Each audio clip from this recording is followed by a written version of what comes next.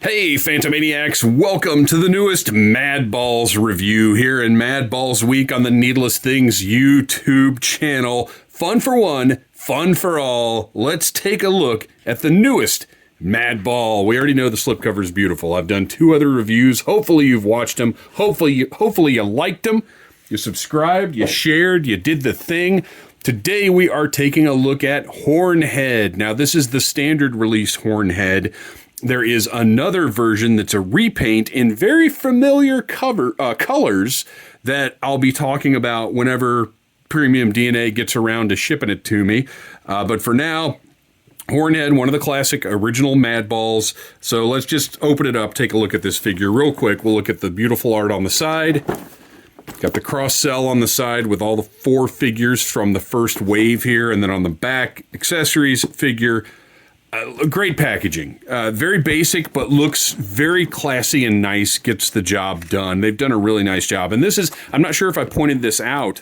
Let's go ahead and so you can see.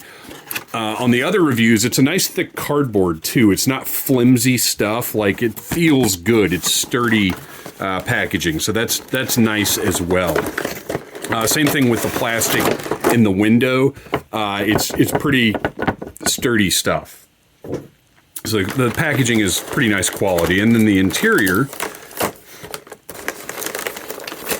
our tape securing this guy came loose here. Oh, wow, it came way loose. But, you know, I don't know if I looked at this on the other ones either. Got a really nice backdrop here. Well, it was nice until tape ripped it apart, but that's okay. I've got 3 others.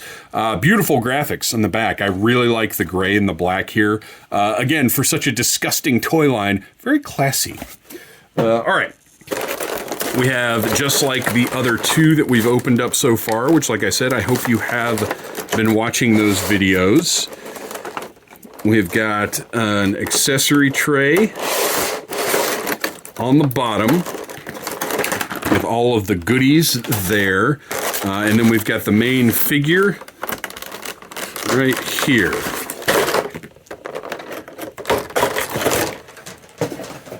And there he is, Hornhead.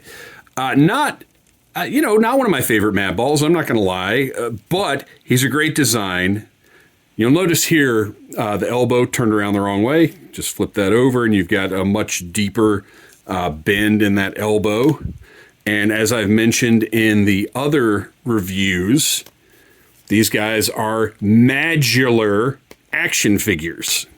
So all of their parts can be taken apart and combined with the other figures in the line. So if you want Oculus Orbis's muscle arms on Hornhead, you can do that. And of course, the heads pop off too, because these are based on the original head poppin' Madballs action figures. And let's take a look here size-wise for a little comparison. This is not an original Madball, but it's from the reissues from 2007 that were the same size as the originals. And there you go. It's a little bit smaller, but not as much smaller as the original head poppin' Madballs were as compared to the original Madballs.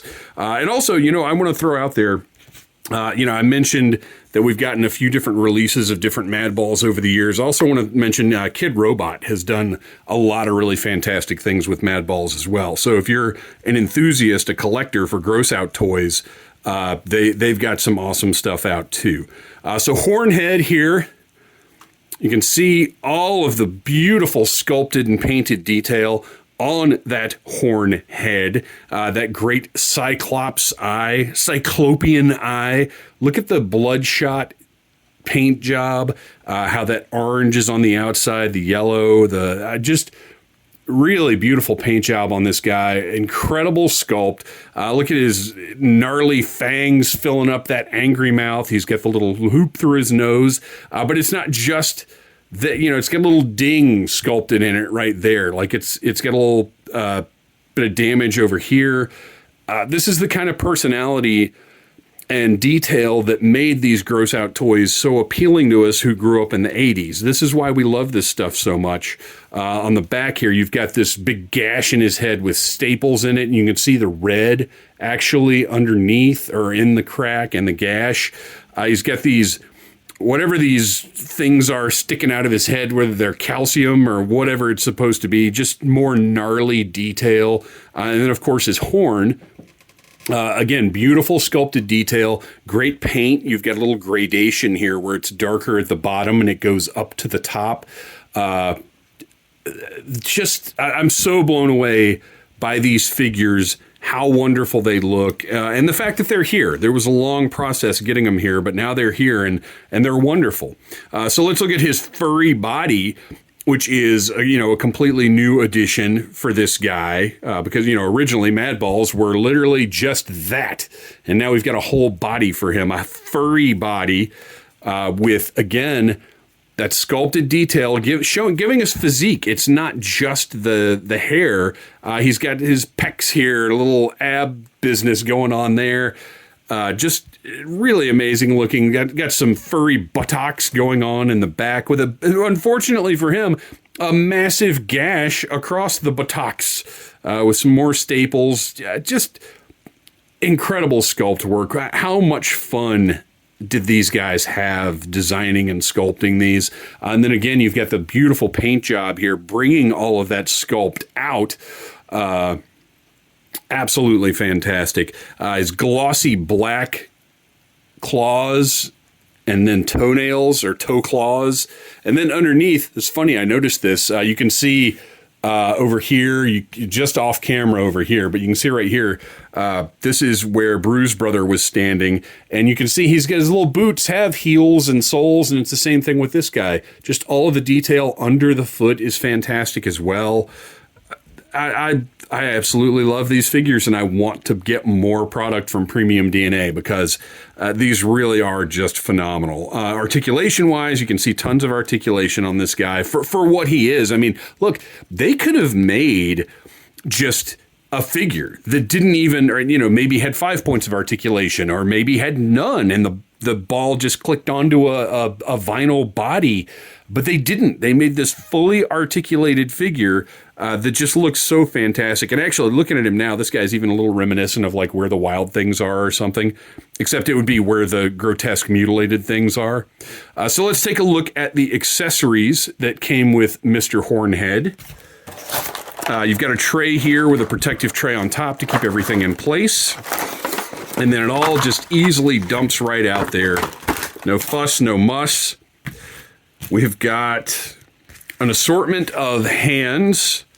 You've got some C-grips to interact with those accessories. You've got kind of relaxed hands here. And then finally, you've got the pointer hands that come with each of these figures. I like the pointing finger. It's a little silly, but I dig it. It's just another little piece of character for this guy. So let's give this guy some C-grips so he can interact with his accessories. And everything pops in and out pretty easily, but stays put.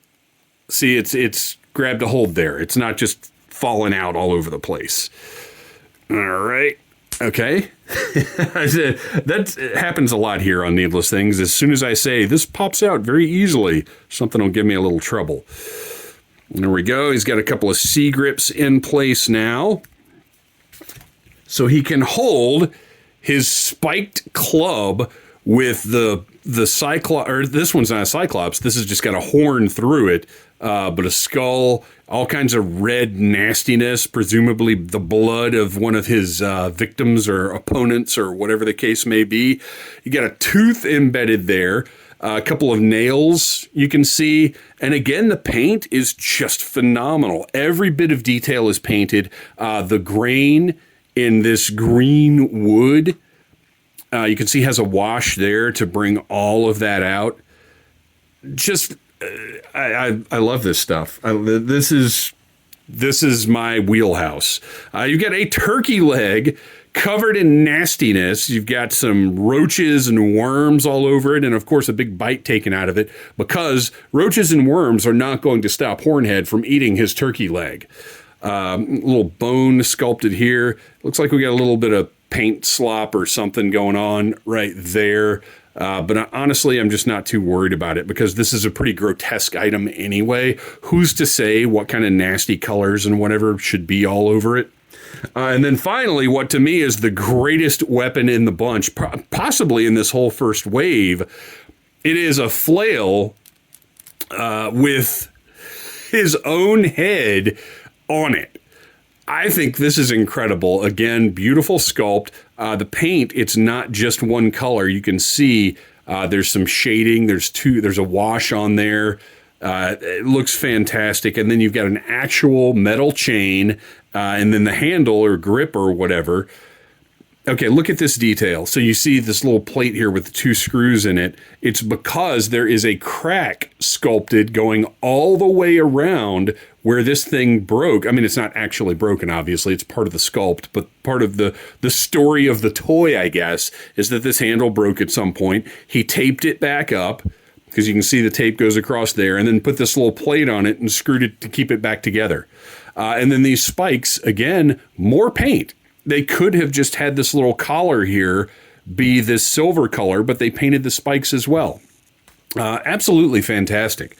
I really am. This line is just beautiful, and they have other lines in the works. There's Battletoads. I know they had the license to Earthworm Jim at one point. I don't know how long that goes. That one doesn't want to go in there. And I'm a little nervous about scraping paint off, but I guess if it's going to happen, I want to do it here so you guys see it. Let's see. Let's pull the hand off, and there we go. Okay.